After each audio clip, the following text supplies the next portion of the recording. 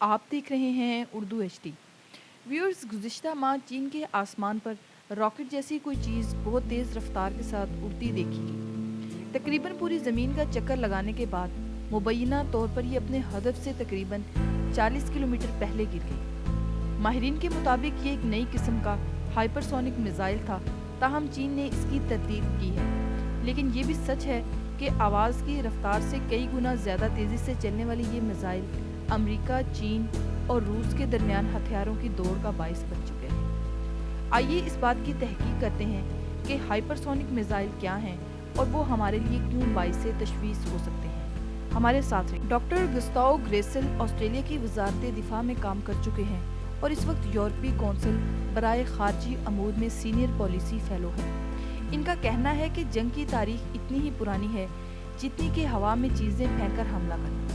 पहले इस ज़माने में पत्थर या लोहे के गोले फेंकने के लिए बड़ी गलेल और तोप जैसे हथियार होते थे। वो कहते हैं कि इंजन लगाकर चीज़ों को ज़्यादा ताकत के साथ दूर तक फेंकने के काबिल होने के एहसास ने मिसाइल टेक्नोलॉजी को जन्म दिया। इस तकनीक को सन 1930 की दहाई में जर्मनी ने मज़ीद बेहतर किया।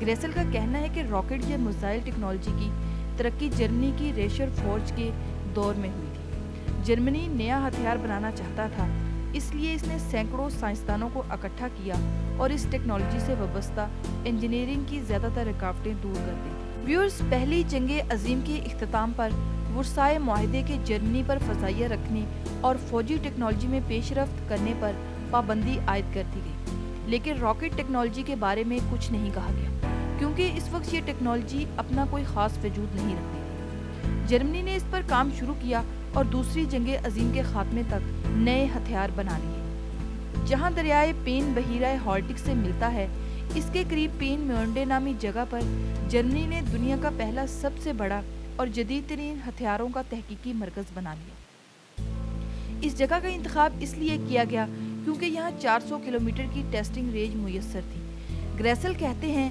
जर्मनी ने दो बिल्कुल मुख्तलिफ तहकीकी प्रोग्राम तरतीब दिए। V1 और V2 के तहत कम फासले तक मार करने वाले और तवील फासले तक मार करने वाले मिसाइल बनाए गए और ये दोनों बिल्कुल मुख्तलिफ किस्म के हथियार थे। इन्हें इस ज़माने में इंतकामी हथियार कहा जाता था। V1 को जेट इंजन की मदद से दूर तक फेंका जा सकता था।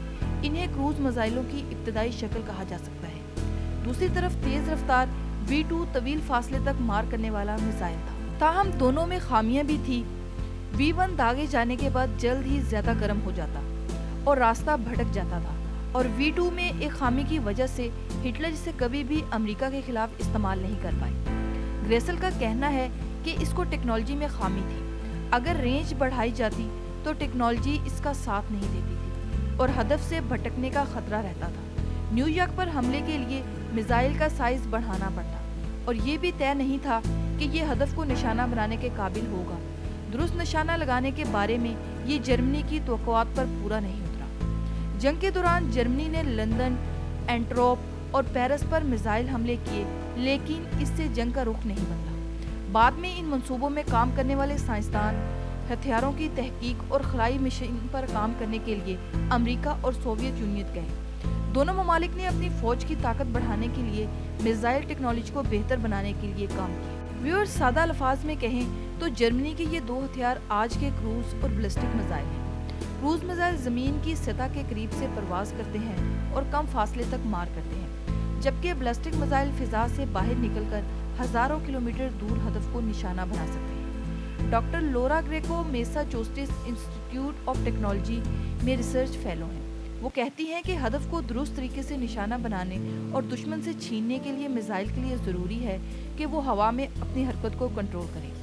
जदीद हाइपरसोनिक मिसाइल ऐसा करने की सलाहियत रखते हैं। वो कहती हैं, अपना रास्ता बदलने के लिए वो एरोडायनामिक कुव्वत का इस्तेमाल कर सकते हैं। उनका डिज़ाइन ख़ास तौर पर इसलिए बनाया गया है कि वो फ़िज़ा में इंतहाई तेज़ रफ्तारी से उड़ते हुए ऊपर नीचे या बाएं और दाएं मुड़ सकें। ये सलाहियत इसे दुश्मन की नज़रों से छुपकर हमला करने में मदद देती है। ताहम लोरा का कहना है कि मिसाइल को ट्रैक करना मुश्किल नहीं है। लोरा ग्रेको कहती हैं कि ये मिसाइल न सिर्फ रोशनी को मनकस करते हैं बल्कि गर्मी भी पैदा करते हैं और हसास सेंसर इनका पता लगा सकते हैं। बैलिस्टिक मिसाइलों का पता लगाने के लिए अमेरिका और रूस ने खला में इंफ्रारेड सेंसर के साथ सैटेलाइट सिस्टम बना रखा है। गर्मी और रोशनी की वजह से इंफ्रारेड सिस्टम उनके पूरे रास्ते का पता लगा सकता है। मिसाइल की रफ्तार गिरने से पहले कम हो जाती है और ये वो वक्त होता है जब ये रेडार पर भी नजर आ सकते हैं। लोरा के मुताबिक ये कहना गलत हो गया कि हाइपरसोनिक मिसाइल दुश्मन की नज़रों से छुप सकते हैं, लेकिन ये मिसाइल क्रूज मिसाइलों की एक बड़ी खराबी को पार करने में कामयाब हुए हैं। वो कहती हैं कि फिजा में हवा के साथ रगड़ से मिसाइल गर्म हो जाते हैं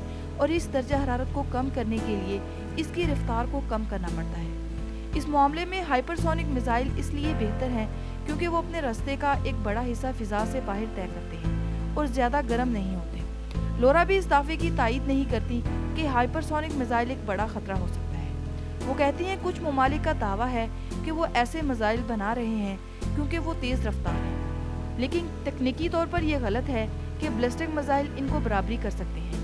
ये दावा भी गलत है कि वो छुपकर हमला कर सकते हैं। अगर वो हवा में अपनी सिमत बदलने की बात करें तो जदीद मिसाइल भी ये काम करने की सलाहियत रखते हैं। व्यूअर्स, फ्रांस, इंडिया, जापान, चीन और ऑस्ट्रेलिया हाइपरसोनिक टेक्नोलॉजी पर काम कर रहे हैं, लेकिन इस मामले में अमेरिका, रूस और चीन के पास जदीद तरीन टेक्नोलॉजी है। Doctor Marina Favaro institute for peace research and security policy, university of Hamburg में रिसर्च फेलो हैं।